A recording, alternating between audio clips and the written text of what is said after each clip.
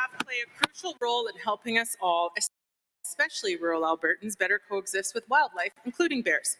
In 2020, this government merged Fish and Wildlife with the Alberta Sheriffs. That eliminated the Fish and Wildlife Department from ministry business plans and even dropped mentioning the words Fish and Wildlife from the 2023 budget entirely. The Minister of Public Safety just said that safety in rural Alberta is a priority. How does he think the capacity of Fish and Wildlife staff affects this safety? The Minister of Public Safety, the Deputy Premier. Thank you very much, Mr. Speaker, and I thank the member for the question. Of course, Fish and Wildlife, I'd like to applaud our members from Fish and Wildlife for the work that they do in rural Alberta, the outstanding work. In fact, Mr. Speaker, I met with the Minister of Forestry today as well as the head of Fish and Wildlife today just to talk about the issues facing rural Albertans and the effects that bears have within the community. So I can tell you that, and I know the NDP typically want us to politically interfere in direct law enforcement, but that's not what we're going to do on this side of the House. I can tell you that we've had our discussions with the Fish and Wildlife to make sure that rural Albertans are taken care of. The Honourable Member for Banff-Kananaskis.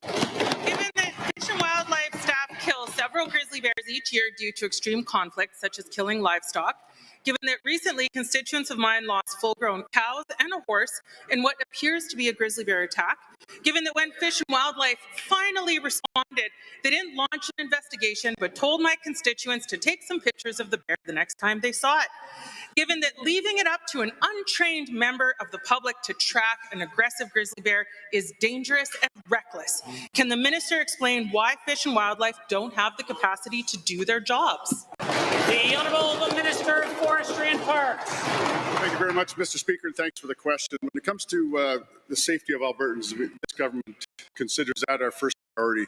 And let's be clear that it is a priority of this government to make sure that when we have problem wildlife causing damage and endangering people's lives, that we're there to protect them and do everything we can. The idea of having Albertans help with wildlife management is something that's been a policy of this government for decades, and we'll continue with that going forward. The Honourable Member for Banff-Kananaskis.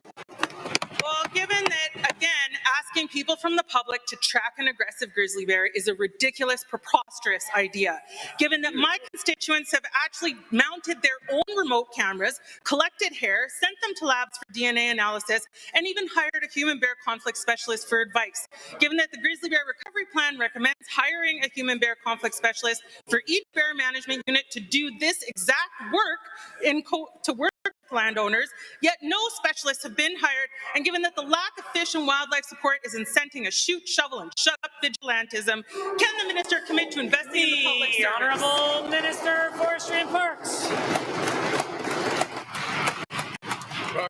I find this pretty insulting to the good people that work in Fish and Wildlife Services and our Fish and Wildlife officers that they're doing the good work.